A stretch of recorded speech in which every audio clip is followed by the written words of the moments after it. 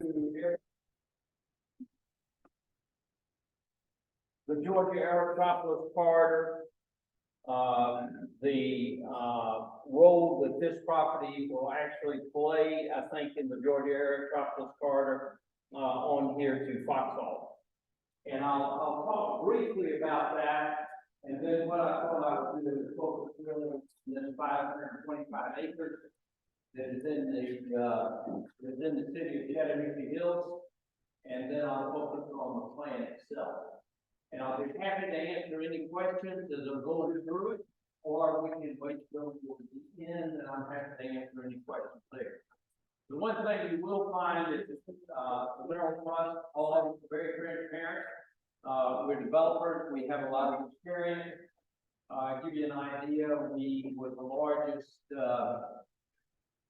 title lot owner in the country in 2005 before the great crash and recession. In our master plan communities, we had about 133,000 entitled lots. 123,000 of those were in metropolitan Phoenix, and we had about 10,000 here in metropolitan Atlanta. We've done a large number of master plan communities, probably as much as any individual company where the individual head of the company actually did the master plan planning and development and went through the process. So I've had probably 100 to 150 meetings of this kind. And I found long ago, when I was much younger, before I got much older, is the best thing to do is just tell it like it is. So you may or may not answer, you may or may not like the answers to some of the questions, but if you ask questions that we know the answer, we'll give you our answer to the best that we can, and you'll know from our perspective, to understand what to expect, what to go for. So let me start with a broader perspective for you. Back in 2013, because I had huge master plan communities in Phoenix, and it was about 26,000 acres, of which we probably had 7,000 acres left. If we planned all of these large communities of 10,000 acres, 8,500 acres, 8,000 acres into master plan communities, we spent years getting these master plan communities planned. Planning is not a short-term process if you do it right. And then we spent a couple of years, and in one case 4 years, getting it actually going. So as we created this 26,000 acres, which was going to house 300,000 to 400,000 people in Phoenix, kind of the southern part of Phoenix, is I had to figure out how in the world are we going to find jobs for these people. It's one thing to have communities, it's another thing to have a huge, long commute. Some of you probably have that long commute. It's unfortunate, and to the extent that you can avoid it, that's the gold standard, the holy grail of good planning. How do you create communities where people can live there, they can work there, and they've got plenty of good jobs, and they also can shop there, and they can be entertained there, and they can have all the recreation. That's what a good master plan community involves.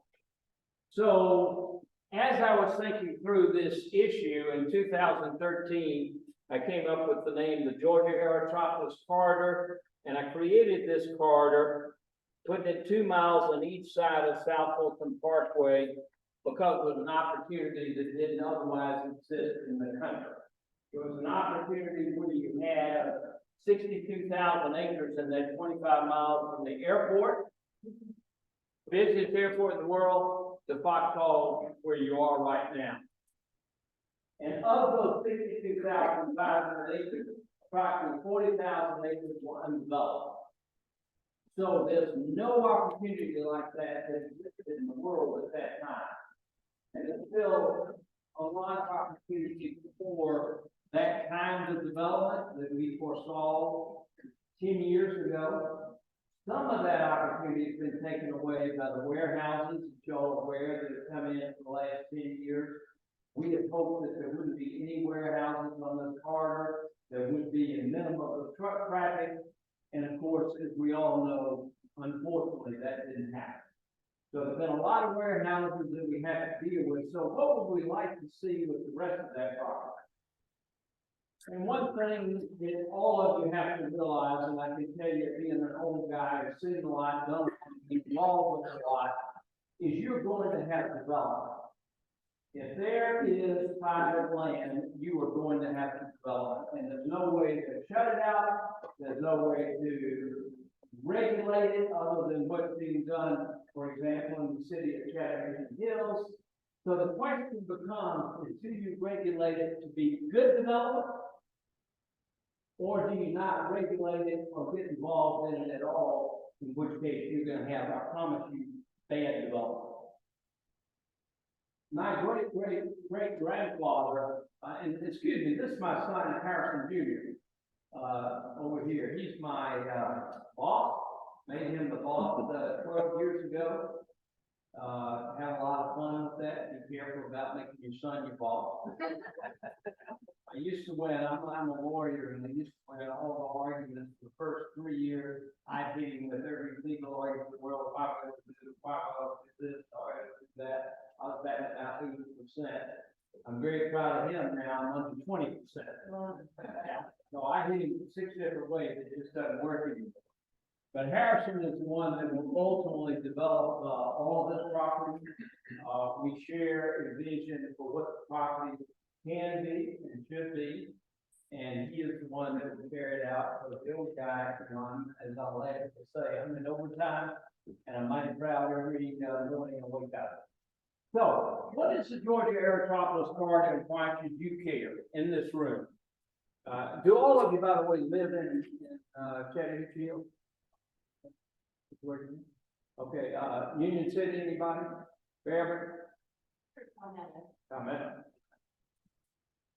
So, the vision was and still is for the Georgia Aerotropolis corridor, and the white paper hadn't changed in the last 10 years since I wrote the first draft, is that this is an opportunity for all of the biggest airports in the world to have something very special.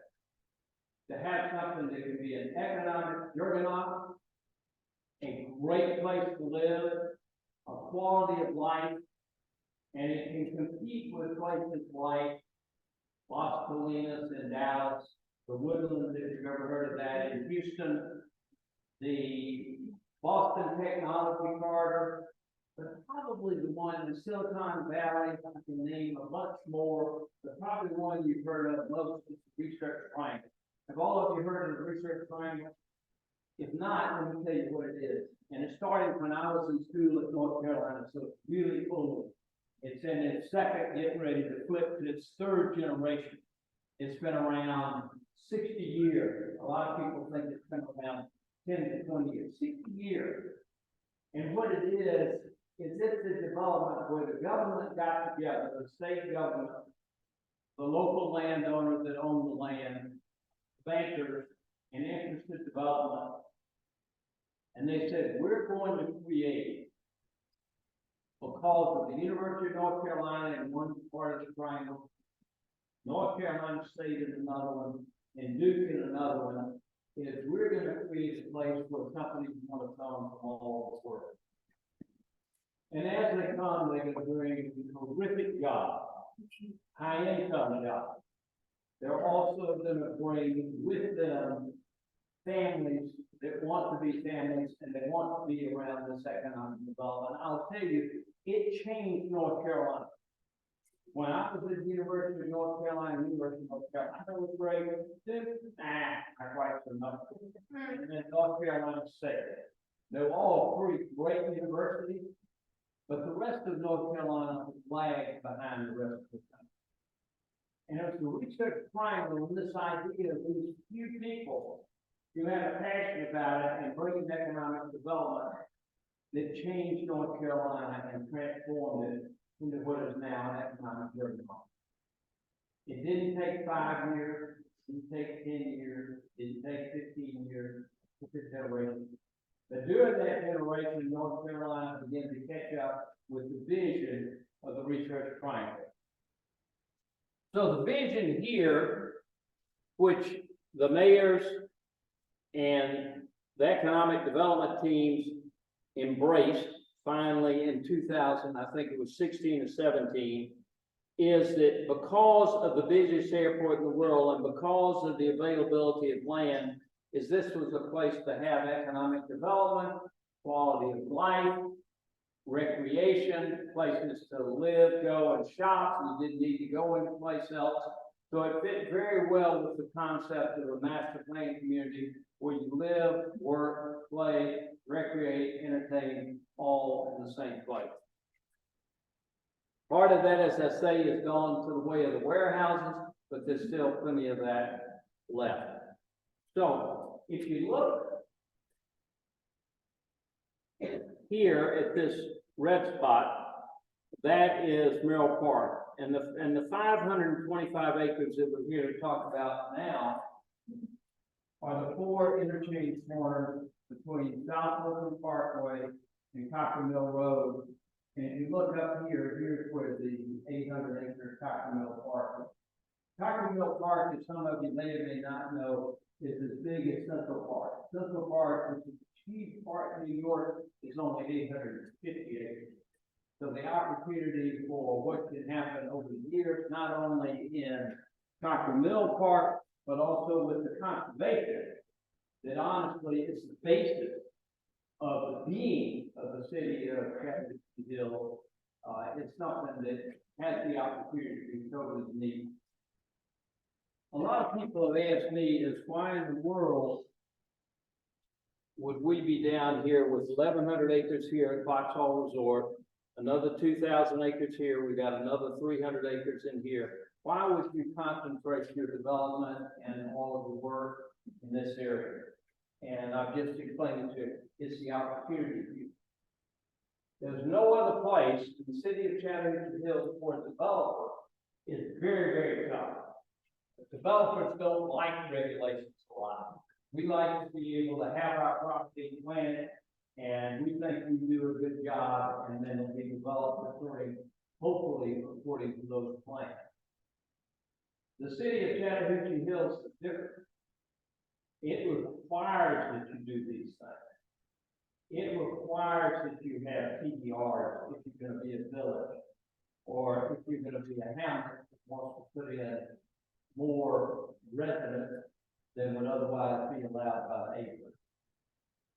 This can be a very good thing and will be a very good thing for the citizens if it's carried out. If it's not carried out, it'll be like so many cities, like so many developments, like so many counties, some states, which fall on the weeds. It happens, and then economic times get tough, and then they change. And then you go into a different kind of development. If any of you have been out to Wildwood, Georgia, where years ago when I was younger, all the people out in Wildwood, Georgia were country folks. They all had little farms. They were all basically rural people, great people. They had no interest in growth, and then suddenly those little farms were bought out. The big farms were bought out. Developers came in. There was no plan. Broadwell Road became these 3 basically poor retail development, one retail development after another, after another, after another, no planning. Downtown Roswell, to their credit, is preserved, but basically the farms went away, the land went away, and now Roswell, which used to be predominantly rural, has become the example for the Atlanta Regional Commission of urban sprawl. You can't get in, and you can't get out. Great place to live, but you can't get in, and you can't get out. And we don't want that for us in this corridor. You don't want that for you in your rural lifestyle. You can get in and you can get out because of the South Fulton Parkway. You can go to 85, you can go to 285, you can go to 20, and you can get to 75. You can get to places. But the basis 20 years ago, when the first discussion started about what Chattahoochee Hills was going to be, it was going to be protected. It was going to have an overlay. This started with Steve Knight. It's going to have an overlay, and in that overlay, there are going to be restrictions on what you can do and what you can't do. But the idea of the overlay is that over a generation or two, and I'll tell you, it will take 2 generations to develop the city of Chattahoochee Hills. It always takes a long time for cities, counties, small cities, cities with new ideas to develop. But it's about conservation. At the end of the day, it's projected that y'all will have 75% to maybe even 80% open space in the city of Chattahoochee Hills. I just spoke of Roslyn. Roslyn used to have that. You used to get on your bicycle. I did it with my cousins. I go out and visit my cousins, get on a bicycle, and walk. And the open space, not much traffic. It was absolutely terrific. And now, traffic jam, you can't get in, you can't get out. So that's one of the things you want to avoid. So how do you avoid that? One is conservation. Conservation is great. One phrase describes what conservation does. If you do it right. That's quality of life. Quality of life. But if you don't do it right, and you don't stick with the plan, then you're not going to have the conservation, and you're not going to have a quality of life. If you can visualize 2 generations from now, the only reason I can do it is because more than 2 generations old. And I can go to Research Triangle, and I can go to those areas in Chapel Hill, and I can go to those areas in Durham, Dubuque. And I can see how some of those areas preserved, some of them didn't, and the differences between night and day. So you've got entrenched in your city ordinance, for the city of Chattahoochee Hills, you have the overlay entrenched, which gives you the chance 2 generations from now to look forward and see this is what the city of Chattahoochee Hills will do if you stick to the plan. Douglas County doesn't have that. Fulton County doesn't have that. Cass County doesn't have that. Gwinnett County, which used to be a rural county, is now one of the fastest growing counties that has been for the last 30 years in the country. It doesn't have that. So why don't it? Because it didn't have a regional plan, and to the extent that they had small regional plans, it did. So there's where the opportunity is. So why do you want a Merrill Park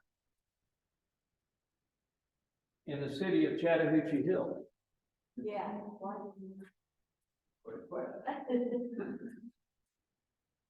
When 20 years ago, the discussion we owned that time probably 5 or 6, maybe 7,000 acres before the Great Recession in Chattahoochee Hills in the area. And we love the concept of open space. We love the concept of conservation. We love the concept of development. We didn't like the PDRs, Doug. We just didn't like the PDRs because that's the developer paying for development. Developers prefer not to do that, but we understood it. So from our perspective, we always liked the city of Chattahoochee Hills. But there were 3 buildings planned. They were all planned, rightfully so, along where we could think any building would go. Has to go along your major transportation corridor, which is the South Fulton Parkway. All intense development and good development goes along the transportation corridor. It doesn't go out to the boony dock. It doesn't go out on farms. It goes where the traffic can empty onto the corridor and stay out of everybody else's way. So that was the idea. One of those was going to be here. One of them was going to be Minerva. Are y'all familiar with the Minerva property on Highway 54? 154? And then, one of them was gonna be on the food carts property, which I understand is, being planned as we speak. Why have any village? Right? Why have any village? Because you need economic development to have a tax. If you don't have a tax base, I'm happy to sit down with any of you and talk about this, debate it, however you like. You're not gonna have a city in 10 or 15, 20 years. You're not gonna be able to pave your roads. You're not gonna be able to afford the police protection. You're not gonna be able to afford the fire protection. You're not gonna be able to afford the library. You are not going to be able to afford to have a city unless we have economic development. So what did the founders, when they were talking about, okay, we can have 3 villages and the rest of it, we want to stay predominantly rural? What was their thinking there? Their thinking was that we had to have sustainability, right? By having these villages. But there was another piece to it, is we want services. We want to have to drive to Douglas, Union, or Atlanta to be able to eat, to be able to shop, to be able to be entertained. We want to have those things in our city, but we want them confined so that they don't interfere or ruin our world way of life. They can coexist, and that was the whole idea of the 3 villages. And that vision, to my knowledge, has never changed. And those villages will be built over a long period of time. You're not going to have a rush of big companies that come and be in the city of Chattanooga. You're not going to have a rush of residents because they want to be in the city of Chattanooga. You're going to have folks who are going to come here and want a rural lifestyle. Because for those folks, if the vision is explained to them, they're going to be able to see if they want their kids to live here a generation or 2 ahead, and then say, my God, in 2 generations, we're going to still have our rural lifestyle. We're still going to be able to buy it. We're still going to be able to have agriculture. We're still going to be able to have horse farms. All the things that Ron we used to have and lost. Why? Because he didn't plan it. Why are you going to have it when Ron didn't have it? Because he planned it. And the giver, as a developer, I don't like some of the rules and regulations that we're going to be under. I argue with Mike Morton about them all the time. But you know what? That's the plan for the city of Chattanooga. If you want that plan to be reality, you've got to have an economic base. If you're going to have an economic base and you're going to have companies with good paying jobs, and you're going to have retail, and you're going to have entertainment, and you can have restaurants. You want all of them to locate along this corridor, so they don't empty out on Hudson Ferry. They don't empty out on the different roads that you have in the city of Chattanooga Hills. 90% of them go along South Park, unless you're going there and then you just drive it home. So, what we plan for this 525 acres is a village.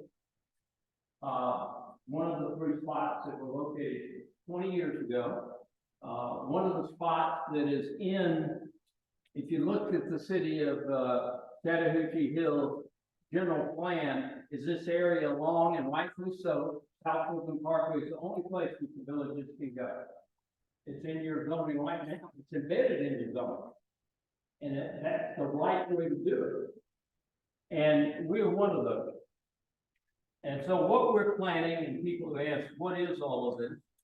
This is basically residential mixed with corporate campuses. They said, why would corporations want to be this far down from the city of Atlanta? One of the interesting things about Foxball, and all of you been to Foxball before. Okay, if you get a chance to come to Foxball during the daytime, come and take a look at it. absolutely gorgeous. Absolutely gorgeous. There's nothing like it that I've seen in the Southeast. That's the reason that we bought it and got excited about it and enhanced it. Started building that you see right now. It's taken a lot longer than I thought. I thought it would be half done. We're probably, if the 10th done, we're probably late. Everything takes longer than you expect. If you want to build with quality, you want to build with care, and when you do that, it's like you in the city of Chattanooga Hills. If you build it with quality and you build it with care, you create enormous benefits for all the rest of the property. We call it created land value. Then you do something right. If I own all of this table, we do a great job on this part of the table in our first development, it enhances the value of all the rest of the development. And that's the purpose that you'll hear from the mayor, you'll hear from Mike, you'll hear from all the other people involved in the city of Chattanooga Hills, is our value is better than any other value in metropolitan Atlanta because of what we're doing now. I can tell you as a developer, I don't like some of these regulations. I wish I didn't have to pay into the conservancy forever. You know, I would like to be able to conserve some property, but I don't want to pay to be able to build my residential units, but I have to if I'm a be in the city of Chattanooga Hills.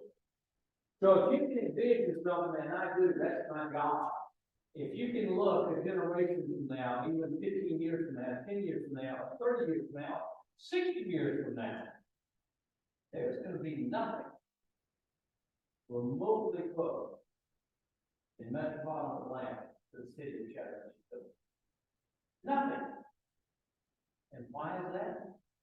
Because it was planned 20 years ago. So far, and stuck to the plan. Most of you live here because you believe in the plan, or you lived here before and you want to stay rural. There will be no other place. They're all going to be like ours. I'm not from. I just can't get there. I can't get out. It's a great little city. But you just can't get in and can't get out. Here, you can be able to ride the bicycle. You're going to see farms. You're going to be able to be a little farm yourself. If you've got an acre or 2 or 5 or 10, whatever you got. And you're going to have open space and you're going to have conservation because it's required by those very difficult rules and regulations y'all have. So, our village, along with the other 2 villages when they come, the important thing is to blend residential with corporate, with retail, in what we call a mixed-use development. And what a mixed-use development is a high-intensity development, which is what was planned for these villages. You have high intensity in the villages, you have as many things that you can pack in there so that you have more conservation outside of it. That's the whole point of the TDR program. Transfer of development rights. And we've got to buy them, and they're not cheap. So, everything stays rural, except for three villages, and then you've got hamlets. They'll go in different areas of the city. And then suddenly, there'll be no more residents. Unless you want to build on your own for your own family. Doesn't make sense like to do. But 30 years from now, 50 years from now, you won't be a problem. 30 years to 50 years from now, you'll be unique. I don't know of any other city in the country that is doing planning what the city of Chattanooga Hills. And this is from a developer, you know, which is going to look regulations to go away. I wish it wouldn't possible. But that's all we're excited to do here. So, That's what we're planning with the village. This is, actually north. I can turn it around this way, it might be easier. And, this is the park. This is residential with a little hub right here. I don't know if y'all, and if any of you been down on 38, they've got something called a hub that Harrison and I fell in love with. It's a place where they're taking a green spot and it's got a little field. It's artificial actually. It has retail around it and restaurants and has a stage. They have movies 3 or 4 times a week. They have bands come in and play. They have individuals come in and play. But you know what happens in that little piece of grass when we're playing something a little bit larger than that is it's kids playing. It's families meeting. It's a place that you go to and you've got 6 different little restaurants that when they outgrow it, they become bigger restaurants and they move into bigger headquarters around the hub. You got residential around there. So their kids come in and families meet families. It's something that I think is needed at any place. But it's also needed in the city of Chattanooga. So it'll be pretty special. And it will be right here. And there's the little hub right there. And because of the buffers, we had to move it back and we've got to make sure we still build the hub. They're pretty steep grades here. The other thing that Chattanooga Hills has something that we found out. I'm talking a little bit about value there because I don't know if you have a homestead, if you have a half acre, an acre, what you have, and where you live. But about 20 years ago, something incredible happened in the development market. Therefore, everything that had premium value seemed to be around golf courses. Some of you old enough to remember that. You pay a premium if you're next to a golf course, and a golf course was the ultimate place to be around. And then suddenly in the early 2000s, it started kind of out west, is the premiums were not on the golf courses, they started converting to be on open space and trails. The value of houses actually became more valuable if you're in open space. Remember conservation, which you're all about, or you're on the trail. The Beltline, even in Atlanta, as crowded as Atlanta, tremendous premium when you switch. Still premiums on the golf course, but more premiums when you're in open space in the trail. And that has to do with the value of the property. So trails are extremely important in the city of Chattanooga. The idea is to have as many trails as you can and connect as many open spaces as you can, conservation, easements, and parks. And I envision, Doug, if you're successful in everything you've been working so hard to do, and Mike, I envision you're going to have many, many parks. A lot of them, not most of them will be natural parks, but most of them will have trails. So people can walk, they can bicycle. Maybe in certain areas like this village, they can get there on golf carts. You've seen what's happened down south. When you've got just golf course parks and golf cart trails in Peachtree City, it's incredible to see the number of people that use those golf carts. They can get around and never have to get in the car. So what have you done? So if you have this kind of community here and all of Chattanooga Hills and another couple of these villages, and you've got all of Chattanooga Hills, you've got something for everybody, but you've got a limitation on the number of people who can come in and develop it the way they want to. They can't. You've got rules and regulations. Your property value, I think, is going to go up. It's going to be the most desirable place to live. Eric and I have talked about it ourselves, that a generation or two from now, there won't be any open space in Atlanta. Atlanta going from 7.5 million in population to 12 or 15 million.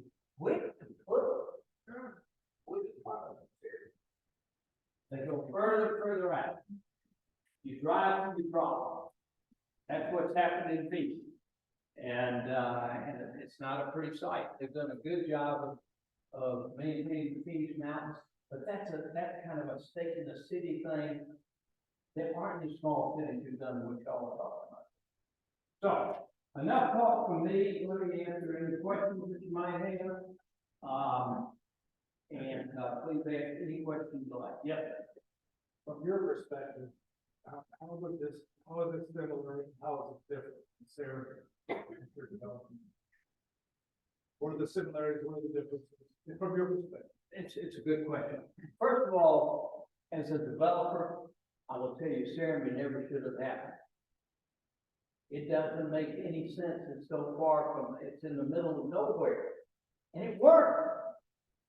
So as a developer, you would think we know a lot more than we know if we've done a lot of development. I have been shocked by Sarah. The fact that it succeeded beyond everybody's expectations in terms of how do you create something in the middle of nowhere, and it continues to go. And the second thing about Sarah is price point. Price points at Sarah, as a developer, I'll tell you, through the roof.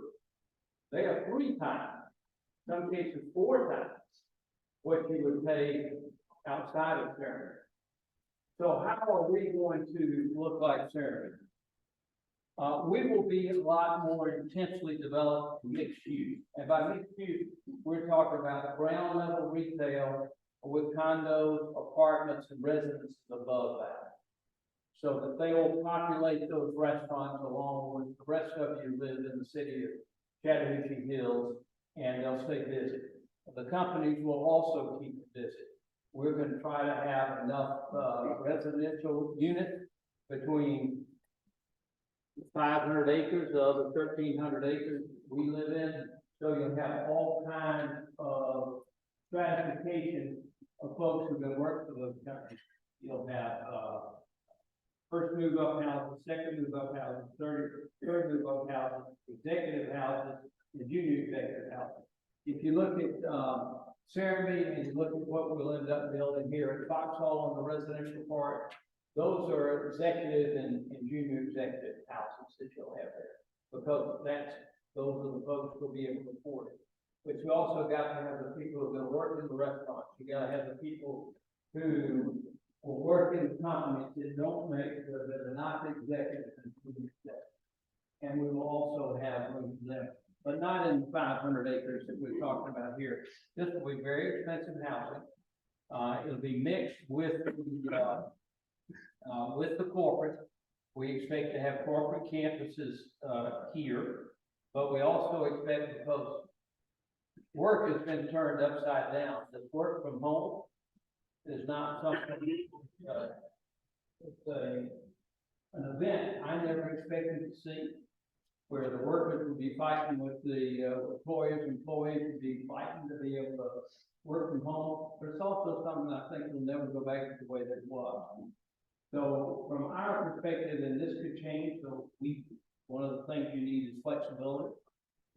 I think there'll be work where if you live in the community, and if you work in part of this community, in these corporate campuses, you'll be able to go to the corporate campus, have your meetings, collaborate with the other employees, come home for lunch. If you have more meetings, you can go back to the company, or you can work from home, and there'll be this vibrancy between work and home that no other community that I know of yet has, because I don't think anybody expected what's happened to happen the way it has in the work from home. And that's the reason the residential, we are putting more residential than required by the code to get the transfer of development rights. And the reason we're putting more in is because we think that interaction between work and living is going to be much closer than it is now in just about any place in the country. So we expect to have that. If you look at this area right here, this is the mixed use area. If you come down Copper Mill here, you got the buffers, which are 150 feet, which we wish we didn't have. We'd like to have that village joined together. so that it's one distinct village. We weren't gonna get the vote, without the, 150-foot buffer. So we got 150-foot buffers here, we got 300-foot buffers here, and if you look at what we can develop on our property, the idea behind the code says that you only need 10% open space in the village. You've got 50%. Why do we have 50%? The city of Chattahoochee Hills has a buffer. And we also, in doing our planning, is we wanted to keep certain areas so that there wasn't the clear cutting that you normally would see of the mass grading of all the sites. So each time we had a ridge, we left that ridge in our planning with TSW. And TSW, by the way, the firm, I think, didn't they draw up your zoning code? It is, yes, it is like that. That's Tom at Wall, company.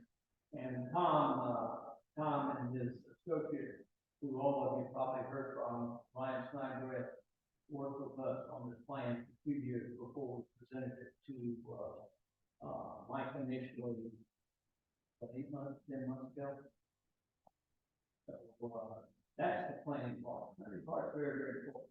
And then the second thing is to work with the plan. Third thing, is to have flexibility is conditions change. So somebody asked me just a week or two ago, I don't remember, they said exactly where are these companies going? We don't know. You have a great company come and they want to cut out a campus, and we're gonna work with them to cut out a campus. I think they're gonna want to be close to the mixed use area, which is right here. You see this, these streets, you've got mixed use, you'll have retail, you'll have shopping, you'll have groceries, and it'll be in this area right here, which is south of Park. Did I answer your question? So we will be much more, we'll have more commercial. We want to cover everything from many restaurants to retail. They'll all be interested because we're right on South Fulton Park Road. Remember, come in, come out, come in, come out. It's a little bit harder to get to Ceremony. We will have a price point that's probably anywhere from 10 to 25% under Ceremony, just because Ceremony is so much up here. The day rates will come up, and yet on the other hand, for the rest of our 1,300 acres, we'll also have enough property and residences to build for other people that need to service those, so they don't have to live in North Douglas County or South Bermuda or wherever. There's environmental impact somewhere, environmental impact Well, you got all my little animals. all All the little animals. well, environmental impact studies is not out. There's something called phase 1 environmental impact study. It's done on just about every development relatively small to see if there are contaminants, if you will, in the soil. Nobody uses it. There are no. This is nobody's ever built on this property. There's two small cemeteries, and that's pretty much it. So environmental impact, this is high intensity development. This isn't like a farm where you're gonna, this is high intensity development. So the environmental impact in terms of deer, we got probably 1,500 deer here on 1,100 acres of Foxhall. And so how many do I expect to have when we fully develop Foxhall? Between 1,000 and 1,500 deer. But Foxhall is going to be even more open space. Your deer, are going to be on the fringes around here, because the requirement of Chattahoochee Hills, here's your 300-foot buffer. Well, I hate buffer. I like 50. I think that's a good buffer. But you've got a 300-foot buffer along South Fulton Parkway, you got a 150-foot buffer here, you've got a 150-foot buffer around all of these areas that where you continue to cover property. And that's the reason we done, instead of having 10%, which actually your village ordinance requires. Yes. What role is the DOT gonna play in planning? They always seem to be about 5 years behind everybody else. There's always the, we know the road 5 years that we need it. Or we see that happening. I talked to the DOT and notification. They just don't seem to have vision.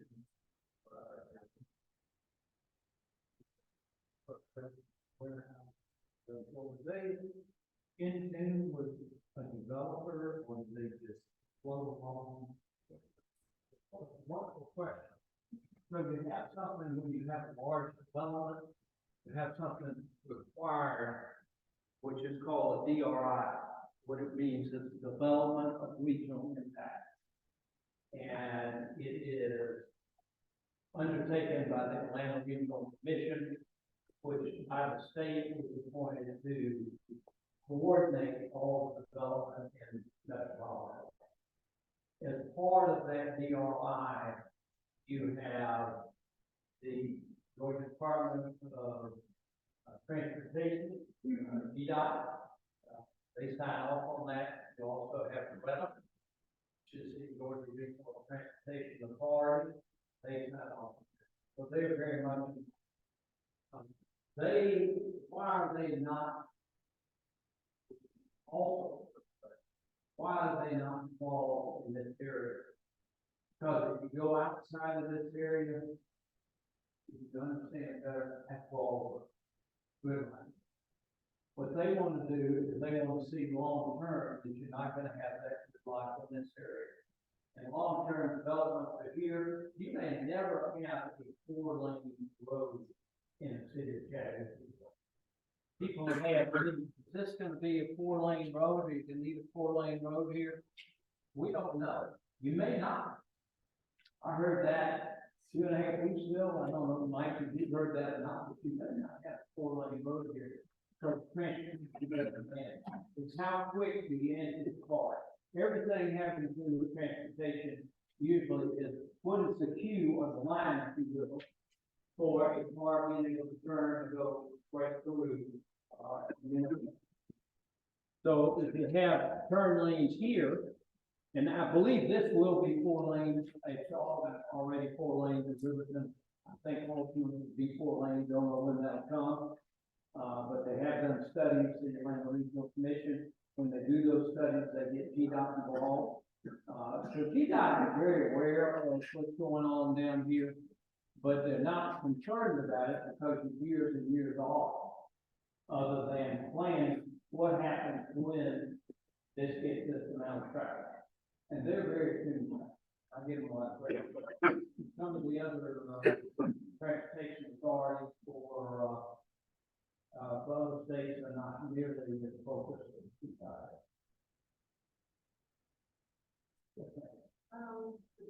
The Palmetto project is going to probably have a lot of people who work in the restaurant and the grocery store and that is right where it is copper now, right? It is right down here. It's gonna be south of your, okay. Right So, and that reference, it's been studied that 41,000 cars be on copper now.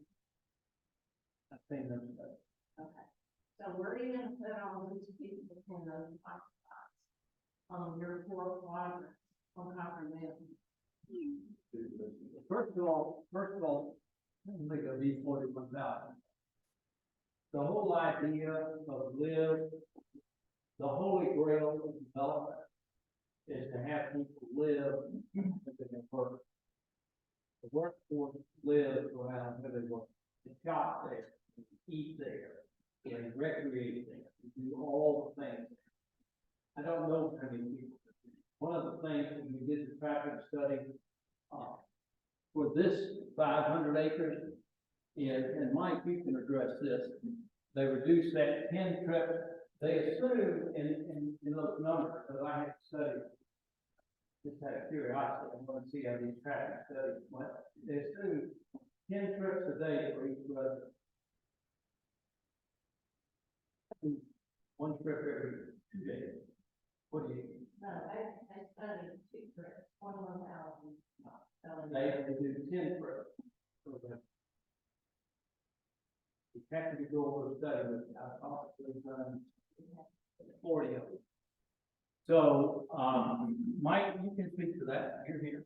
Right, so the standard number for residents is 10 trips a day. In the, study, there's expected to be some on-site capture of those trips, so people who don't leave the site, will continue to a certain percentage of that consumed in that traffic study for those. There's also some, drive-by capture, like, except people who are driving by anyway, happen to use the, whatever, services are there. So there are things that reduce those numbers, but, and it's the standard for And they did reduce some of those numbers on this because of this. I don't think they reduced it nearly down as we did. TDRs that you purchased, I'm sorry. how many TDRs have you purchased? The TDRs, we are, let's see. At 2,000 residential units, I think that's 1,500 TDRs. Yeah. About 1,500. Those white spots on that map up there right next to you, do not represent any of the TDRs. I'm sorry. These white spots, these are development nodes. The green is the buffer and the open space, and this is actually where development will actually take place. The TDRs are not represented on that map, okay? No, the PDR is a formula based on the number of residences that you build or you're going to build. Formula based on, you said 1,500 acres? Yes, that's the expectation, right? So the TDRs, you're asking what land is reserved by the TDR? That's what you're looking at now? Asking you where they are. So the TDR, there's two sides to the TDR. One is the sending site. So whoever severs the right to develop, reserve their land, they send that development right to sell it into the development through, could be through any kind of channel. And then there's a place where it's applied in development. So the places that are going to be applied are those internal writers. That's what's going to be applied. To look at more density, the developer rights will be reduced, will come from someplace out in the city, somebody who chooses to sell their developer rights. And so we don't know where those will be. They're not identified sites. We know what the numbers are, what the number requirements. So those will happen as the development goes, as the development. That answers.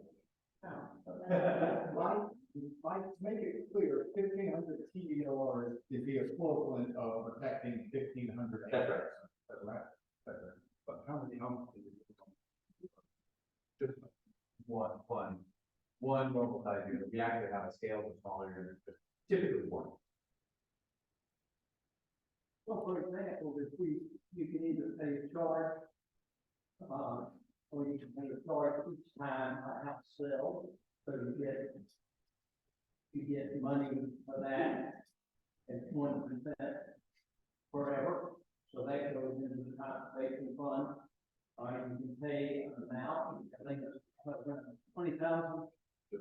So, And 19,300. 19,300, you can do that. Or you can buy other acreage and put that acreage in conservation. We'll probably do a combination of those.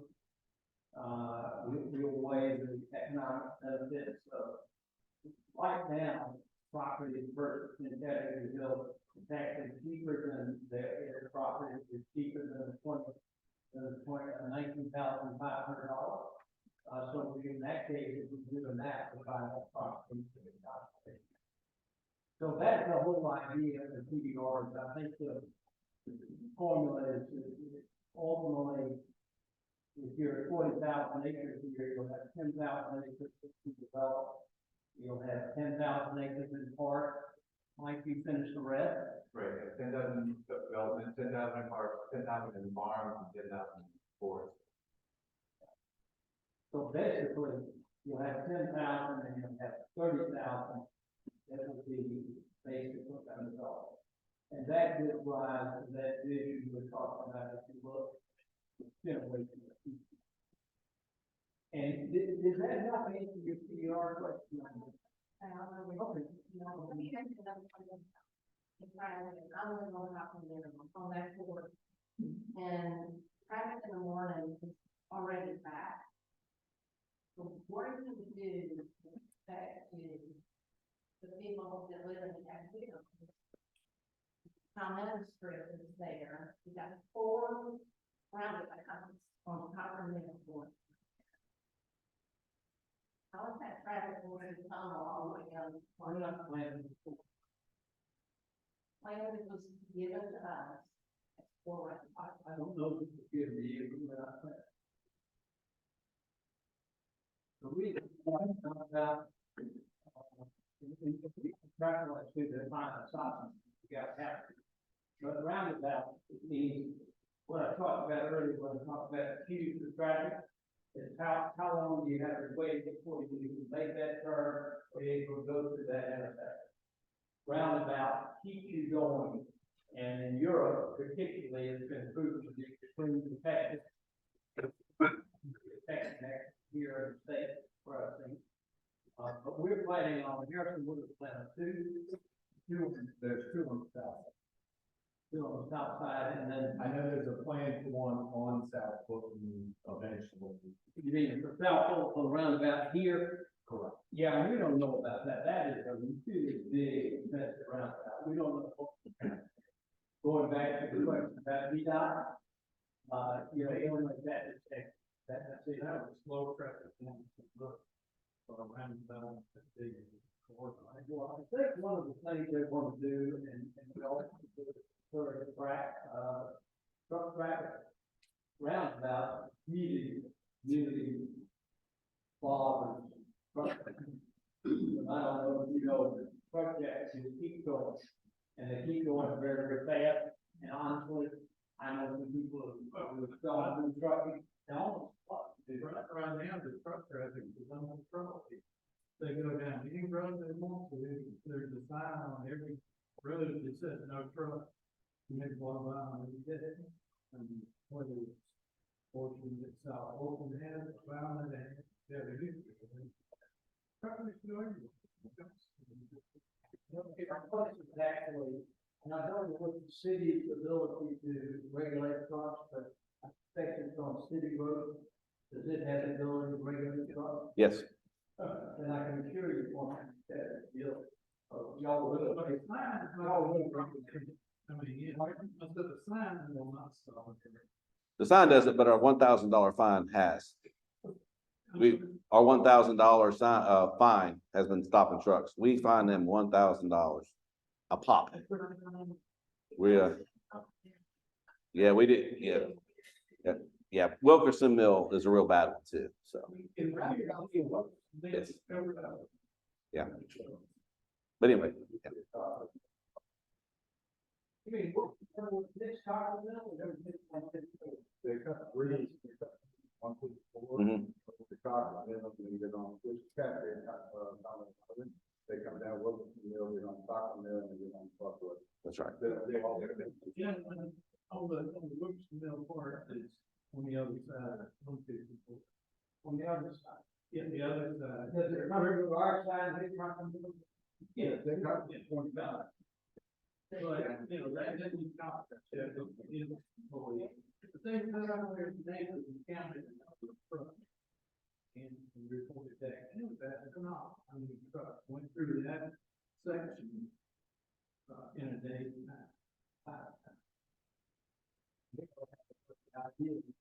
You know. The idea, hopefully, there would have been very few warehouses. We don't know that had been the case. Is Woodson Mill, your road, or is it? Yeah, part from 154 to Cochran Mill, and you're right, they ignore signs. They're watching GPS. They ignore signs. So, They don't ignore blue lights. so, you know, in our long-term plan, we would certainly not like to see trucks come in here. Are you gonna stop that? Anything we can do to mitigate it, and as you're talking about with roundabouts or any kind of traffic calming, make it so it's hard for them to go through. I live in an area where they're doing a bypass for trucks, because there's so many trucks and they put a roundabout. Now, the trucks will tear up that roundabout because they just go right over it. They're just that brazen, but enforcement, Do you have traffic the right calming. to- Do you have the right to bar trucks from here? I don't know the answer. We have some truck routes, so yes, we can keep trucks out of those areas, and it's hard, you know, we don't have a big police force, but we do have some that really like to do traffic enforcement on trucks. Just in, while we developed it, the study that came out just a couple months ago, wish I could remember, published, it showed that if you narrow the roadway to 9 feet for your lanes rather than the normal narrow, they do tremendous stuff. Because it becomes so narrow, that you can't. Yeah. Yeah. Like, I think in general, the statistic is that, you know, Maybe it's done here, here. Well, we use, heavy roundabout, we use, landscaping, we use, different materials, if you, for example, pavers, which maybe 12 feet, or maybe even, longer. I don't know. Got a lot of traffic. When I go to work from Dillon, you know, I probably do 3 times a week. But I rarely see, trucks coming through Cotton Mill. It does, it needs to be handled. Cotton Mill is, I mean, it's not even a switch, but it doesn't come on, they come on Wood Mill and then take it right up Cotton Mill. Yeah, that's why it's so, on the side, the stop sign, because they're fairly, obviously, it's gonna go up to it. Yeah. That's something that, believe me, if Robbie gives them $1,000 a pop as a, fine, truck stop. They make the money on the mile. We don't get repeat customers. Don't stop you know. We get new ones. We don't get repeat customers after that $1,000.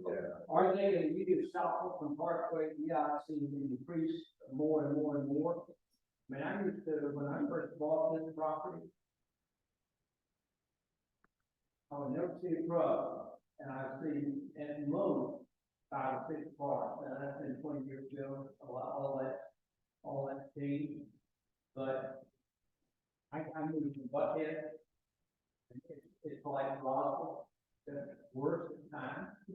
And I remember when I made the decision 13, 12 years ago, I told Harrison that, you know, how am I going back to Buckhead every night from here? It's gorgeous here, and I can go 45 minutes door to door. I can go back 5, 6, 7 times a week, and it's only 45 minutes there. I can tell you, I now resent going back home tomorrow. Not to the point, the turning point, being truthful, you go up there, I forgot the traffic light, when you were born there, you didn't know what it was like not to have traffic, come down here, you don't. So we always want to control that, to the extent that we can. So how do you control it when you've got mixed use here and the rest of it? If you have it so that they've got turn lanes and they can turn on, that queue will be as short as possible. If they do a roundabout, or they do a traffic signal, or whatever they do here ultimately, that is for truck traffic, et cetera. But the one thing we don't want on South Oakland Parkway is much light. One of the advantages of South Oakland Parkway is distance per shot, and a very few, what I would call throughways, like, South Oakland Parkway, that have so few traffic lights. I remember when they put, you know where the Walmart is? And, Merrill Road. When I saw that second traffic light go up to Walmart and down with that traffic light, 100 yards down, I told the mayor, I said, hell, what have you done?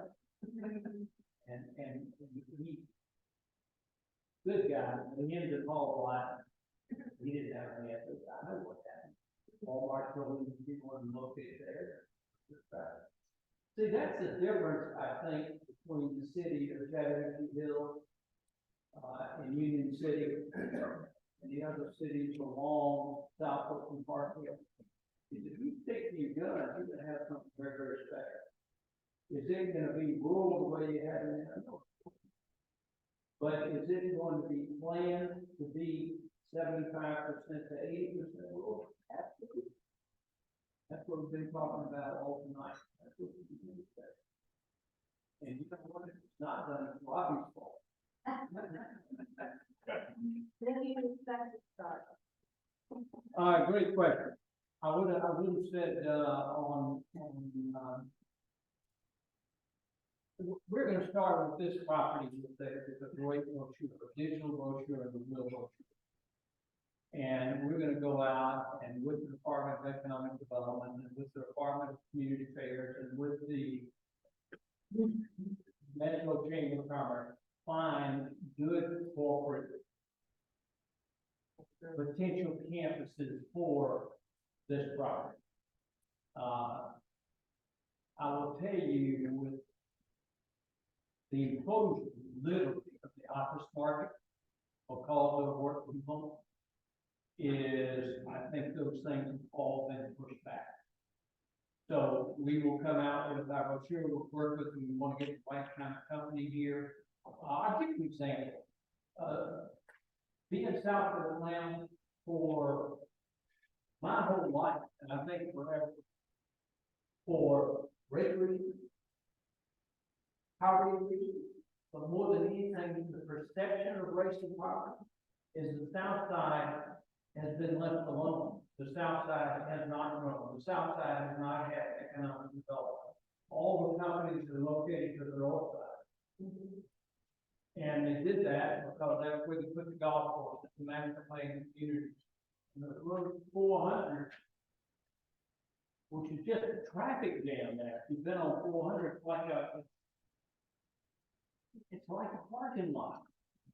When it opened up, I could go for miles on 400 and not take a car. But they put the development and they didn't plan it. They did not plan it. They didn't have, this is where you're gonna have a village in commercial. This is not. This is where you're gonna have a village in commercial. This is not. Every one is commercial. Every single intersection is commercial. They didn't plan it. You have the plan here. You can't control, unfortunately, what's happening in Union City.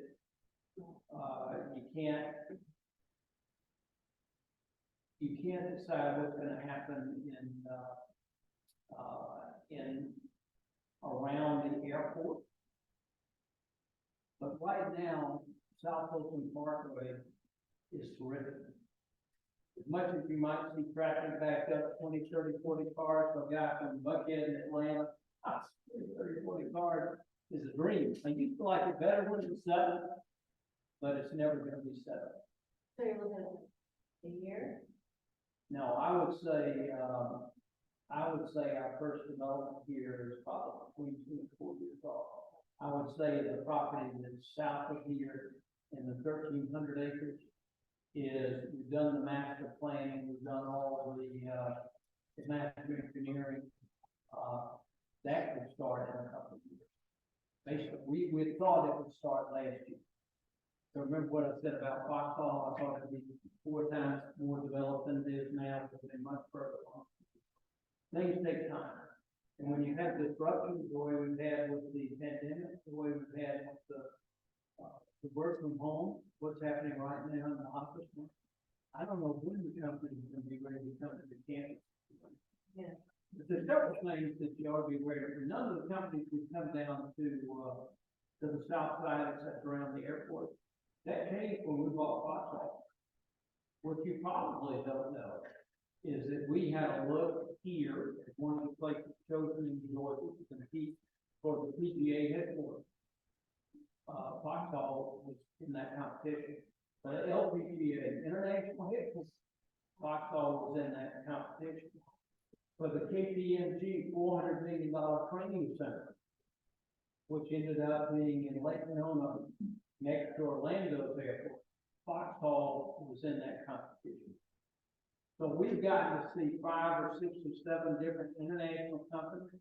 They're not laden with thousands and thousands and thousands of employees that actually have looked on the south side. And they were brought to us either by Georgia Power and the Department of Economic Development. They had looked at the south side. And those are the kinds of companies that you want. You want international companies and national and regional companies that have some thought to them.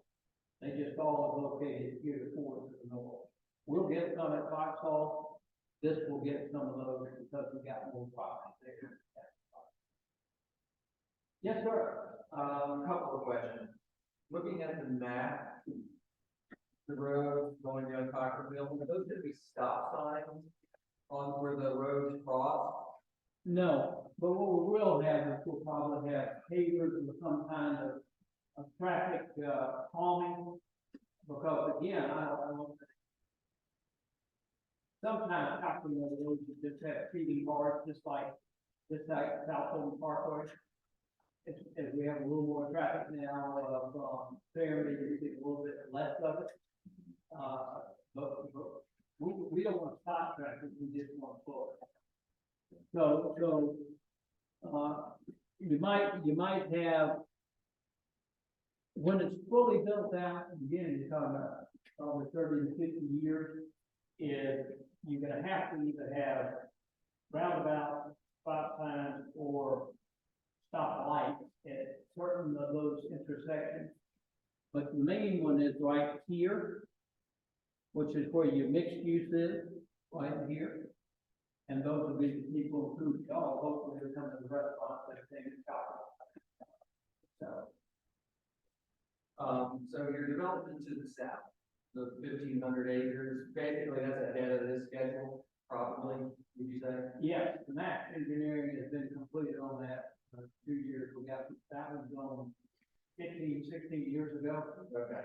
We had a new DRI that, and I was talking about development of regional impact, traffic studies, things like that. Yeah. We had done. And so this property here started as a hamlet, correct? This is 500 acres, was it always a village? It's agricultural. Okay. It is agricultural now. It is in the village corridor and it's slated to the village, and that's what we're going into control. Okay, so it's always a Yeah, this area, y'all have designated an area along South Old Parkway, looks like, is it a mile and a half north and a mile and a half south of out? It's a little narrower than that. Yeah, well, let's say a mile north and south, if you get the area along here, which is where the villages are located. And the original, one of the original villages was East Massachusetts.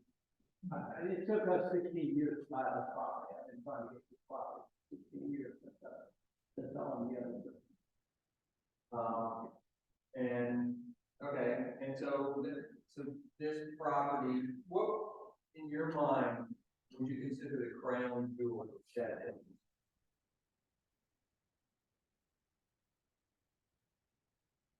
I think the crown jewel of Chat Hill, not speaking of development, but I like, is your own platform. Let's think about it as a place.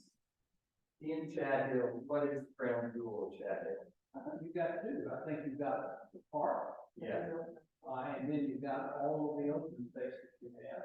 And then maybe the third is Serenity itself. It's so unique, so impossible. Yeah, agreed, 100%. In your mind, did you ever consider, as part of your development, to add to Cockerville Park as a legacy for you, as conservation? And so that area north, is it considered north of the parkway? Those Here's the park right here.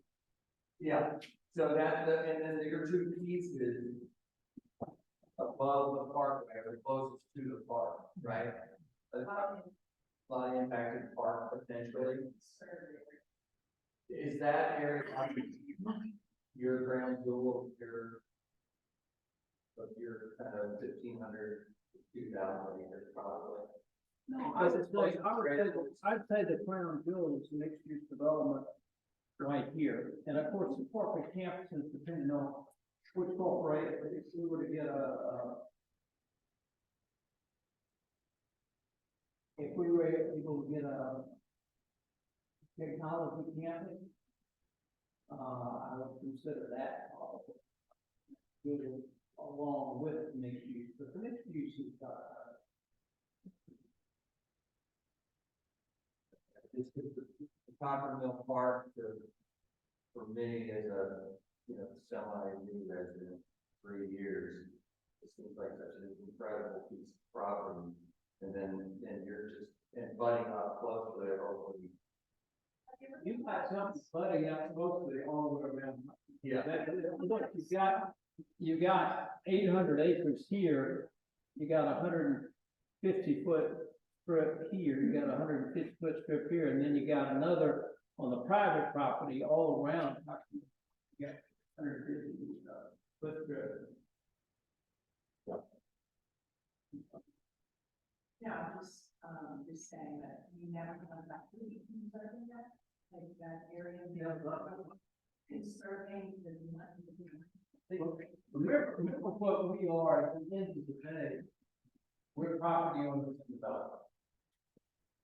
We have conserved rather than 10%, 50%. Thinking as a developer, not as you, but thinking as a developer, or even if it was me, is we are preserving a huge amount of our property. 4 times, 5 times more than we require, except for the buffers. So these buffers are what protects the park. Plus you got another, so your park, if you took those buffers all the way around your park, instead of 800 acres, you probably got 1,300 acres. Is my guess. You would have to do that math, that's certainly 1,200 acres. Plus the buffers. Question about affordable housing for your workforce. Will these envision those being owned properties or rented? Well, that's the big question. The cities and the counties own. But let me say this about there's a lot of misunderstanding about it. Ours would be on why, because we want that. I think the stigma on rental housing is, it's not something that we will probably, deal with, anything. But the rental housing, you've got 2 kinds. One is where they all look the same. And look terrible. So you got one, and then some subdivisions look terrible anyway. You got one, and then they don't have any change in elevation. They all have the same floor plan. You look at them, and this one looks like this one looks like this one. There are rental housing where developers,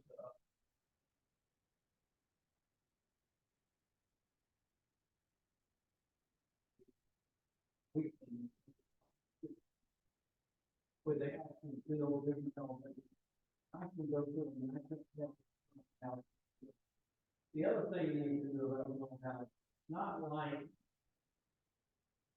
some of the rental housing that you see, let's say an old west plant, where you had the dilapidated rotten house. Somebody owns these, and they take care of the renter doesn't have to take care of the taken care of. They look good, they do a good job.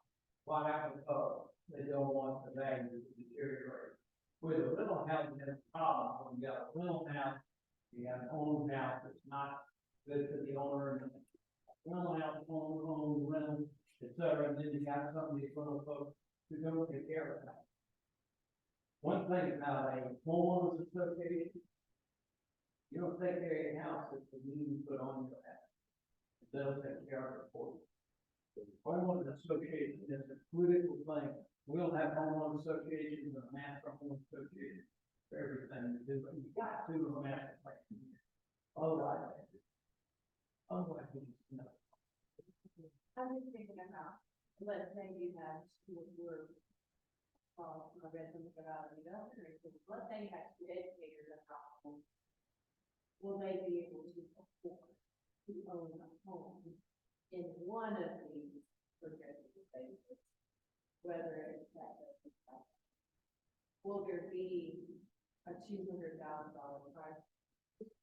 Right, I'm just talking about for every day, the working class. It's a great question. The answer to it, let me tell you what's happened to the house price. It's really been dramatic. We speak with the regional and national developers. And you can imagine when I have 23,000 in quite a lot, I mean, kind of the total amount of people. Is about a year or a year and a half ago, I had a conversation with, I think it was 3 out of 4 that I was talking to at the time. And I asked him, I said, what is the average bill now in reasonable subdivisions that's reasonably wide? He said, we can't. He said, if you want single family detached, it's gone up to 400,000. It's probably back down to around 350,000. If you want single family detached, it's probably 325,000, 350,000. Those same things used to be 200,000 as recently as 6 years ago. It's been a very, very, very sharp increase. Is that going down? Yes. It is going down. Why is it going down? Because it is. Nobody wants to sell the house. If they got a 3%, 4% interest, or 3% interest, and nobody wants to buy the house, so they can't afford to buy it, and it makes no sense. I don't care how much money you got at 8%. So you're seeing a slowdown that I think, which in answer to several of the questions tonight, is when do you really start? The market is moving away from us, not towards us, in terms of power. So, no, we won't. I don't expect that we'll ever have a 200 or 300. I think for tax products, we're probably talking about 300 or 350. Tax products, we're probably talking about from that 400 to 450. Could go up from there. What we used to hope for until the last 3 weeks is that the interest rates would come down. And the video has been reading that the rates are not coming down. They're now talking about the interest rates like the last 10 years. Well, I grew up with Jimmy Carter, and the interest rates got up to 18%. I borrowed 13% on my little house. With my house, it only cost $20,000. Take that back. There's 22,000. But that's what I think right now. You know what? I would have said something different if they asked me 3 years ago. I would have said, yeah, there's going to be first move up in the 275 range. I think it's needed. It is. With affordability is the greatest fight in housing in America. There's no question about it. So if you don't believe we're in affordability, then you're not going to have people who will be able. You're not going to have people who are going to be able to work in retail or restaurants. The rest of it, you're not going to have the price points. So that's a moving target. We're very much aware of that. We've got lots of entitlements in terms of how many residents will build. And we do want to hold traffic. This stuff about poor people can't live next to rich people, and it's true. What you don't want is you don't want a house that is nothing else. You don't want a yard that is not cut. When you got a homeowner association, that's taken care of. That's taken care of. They will all be cut and they'll all be maintained. And if they're not, they'll put a lien on it and they'll foreclose on the lien. So, you want to have affordability, we will never not have affordability. I just can't answer your question as what affordability means. Because it's changing in such a short period of time. And I think it's what it will like, personally, but I think the last three things were the small, more than any other. They're all talking about, oh, this is gonna have like 10 years. I completed 2 years ago. We're in a permanent low interest environment that will never change, and it's been this way, never been this good for 5,000 years, so it'll never change. 2 years later. So, all the experts are not experts, that would be cool though. That's where you gotta build in flexibility. My current question, because I've driven on Evans Park, Merrill Park, you're gonna have, multi-family apartments and houses. Then it'd be mostly single family residence. But we will have apartments in Berlin now. This is gonna be all the village. You're gonna have very few single family residents. You haven't got enough property. They're gonna be condos, they're gonna be residences over, the commercial property. You've got commercial property, you have restaurants, and entertainment, retail, whatever you need, dry cleaners, nail salons, etc. Then you have apartments that'll be above, or you'll have rural, work units, where you have folks who actually run the business. So, and they'll be different sizes, but again, can't tell you how many times I've seen this. People are worried about horses living next to them. That's garbage. If a house is kept up and they're required, you can't tell the difference between somebody poor or rich or medium income or the rest of them. It's just, how do you think that? What's the requirement? The homeowner association.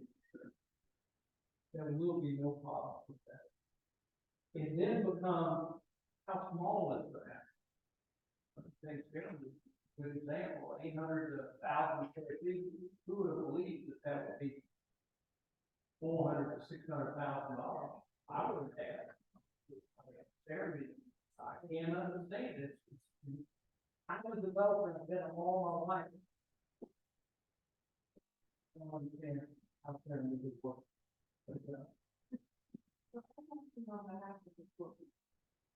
And I'm answering on anybody else, and I'm saying there will be affordability to the extent that it makes economic viability in this project. There also can be executive housing where you'd be spending the ceremony type price in this project. It's gonna, I like Harrison like all stratifications of housing. Because you know what? You can live, work, play, retail, restaurants, entertainment. It doesn't work unless you have it all. Yes, it's land. Land is failing miserable because they don't have affordability. People are that actually make Atlanta work. Can't afford to live there. We're not gonna have that. There's the guy who makes decisions about it.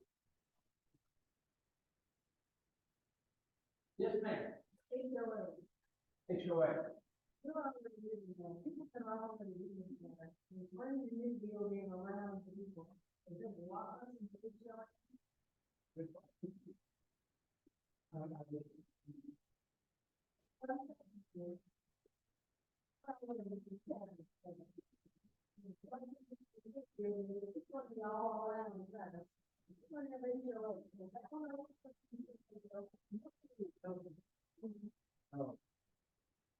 They feel like only what our covenants, conditions, and restrictions. You don't have to be a member of the HOA. Won't have any choice. Yes, ma'am. What, years do you consider a generation? Yeah. We talked about research planning, everybody thinks that it's, in the last 20 years, started 60.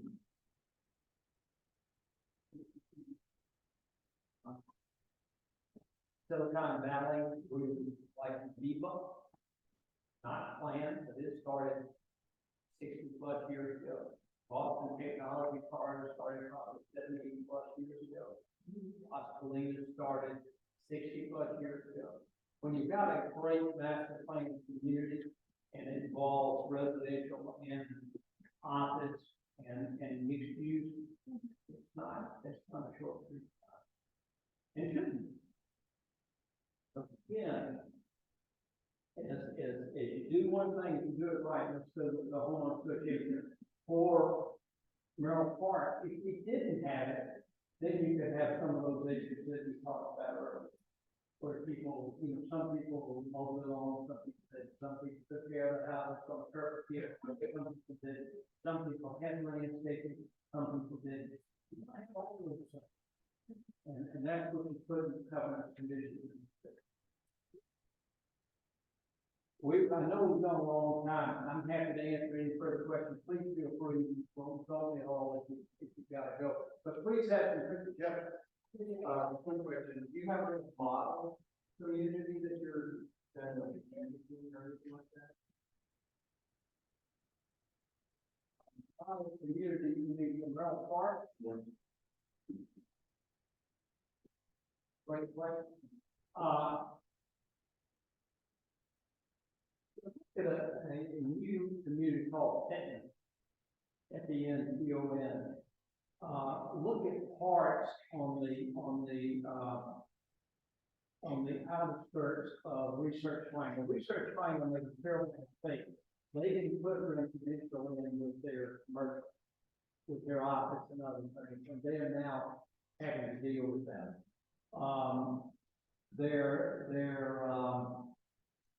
They're probably 50 great examples that we would like to emulate in Merrill Park. But they all involve, ours will involve more jobs.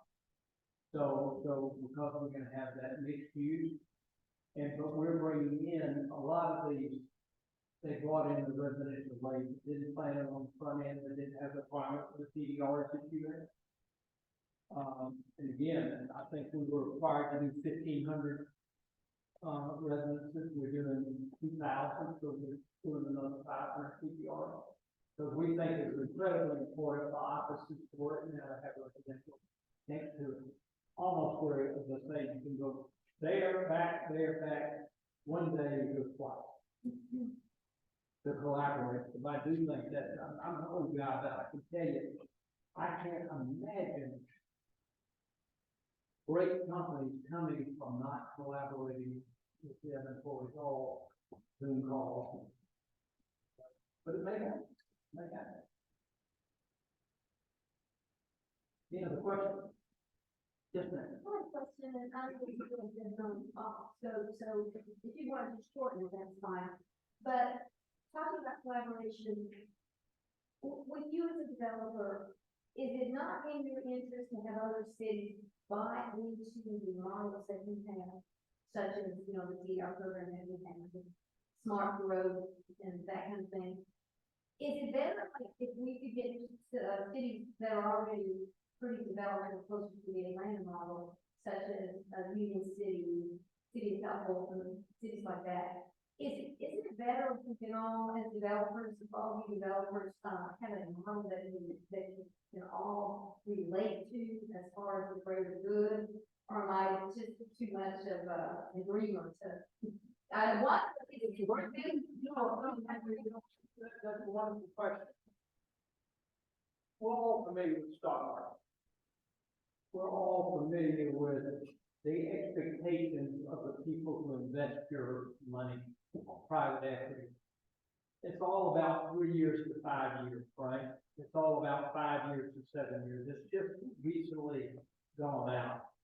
developers historically are very short term.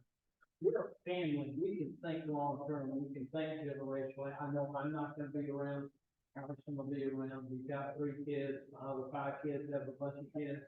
And, you know, we can think differently, we can think generational. Most developers don't think generationally because they borrow money and they gotta pay it back in a pretty amazingly short period of time. And those that have money, a lot of times want to return it. And it's about internal rate of return. How much do I get each year compounded on my money? We can think about, okay, we're gonna do well, we don't know how well. And things are gonna go up, we don't know how much they're gonna go up. If we do a good job on this piece of this table, is our own property, we do a good job on this, then it increases the value of all the rest. We then do a good job on the next one, then it increases the value of all the rest. So we can think that way, but if we borrowed money, and we had borrowed a lot of money, I've done that before, I love to borrow money until recently my son educated me not to. I told you all the bad things that they do by not listening to me, that's a good thing. He converted me from a guy who loved leverage to a guy who really would like to have as close to no debt as possible. We don't have any debt on this property.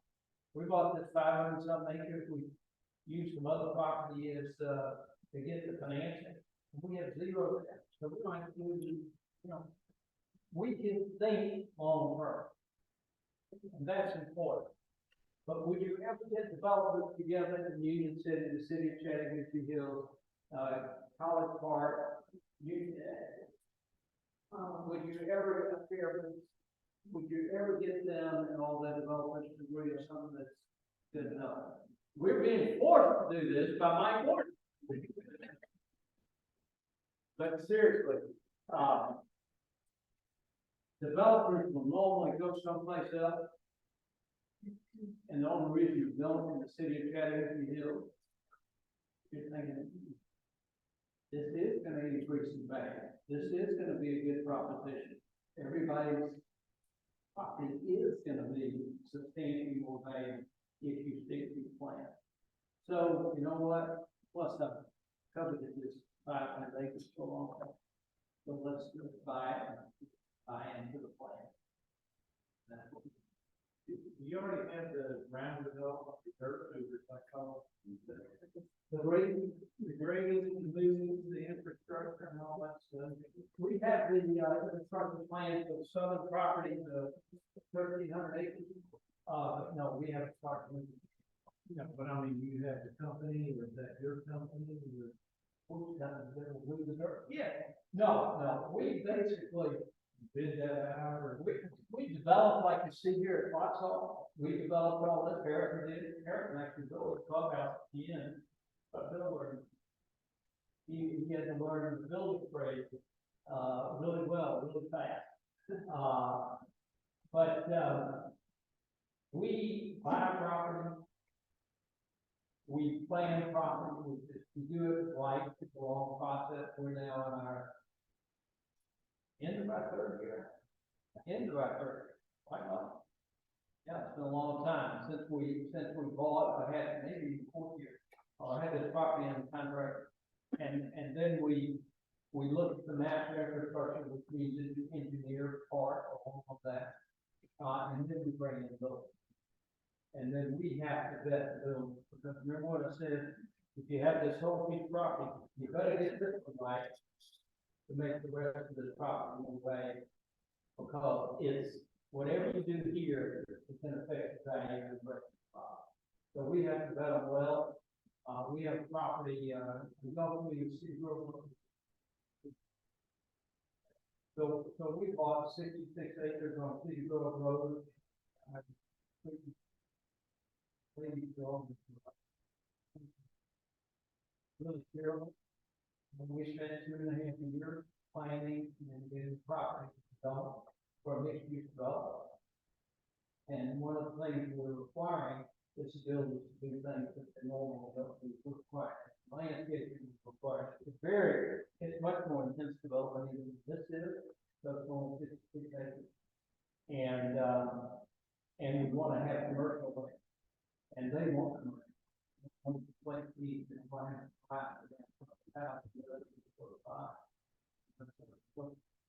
So, all these questions, by the way, are great questions. I think I'm answering most of them to the best of my ability. I have a lot of experience. I know about master plan development. I argue with Mike many times. Just let us develop our property. We've done this before, we know what we're doing.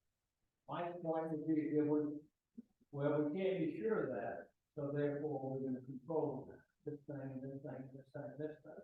And but if you look at all the development, in answer to this question, early, is some developers you absolutely need to control. Because they'll build whatever they can to get in and get out. No difference than the people who pick stocks or the private equity folks and the rest of it. We have that 3 to 5 years. We don't. We're family. We think long term. Everything we do here is going to affect what happens to your platform. It's going to platform. It's going to affect what happens. Everything in this part needs to be as good as possible. Will it be? No. Some development will come in and do something.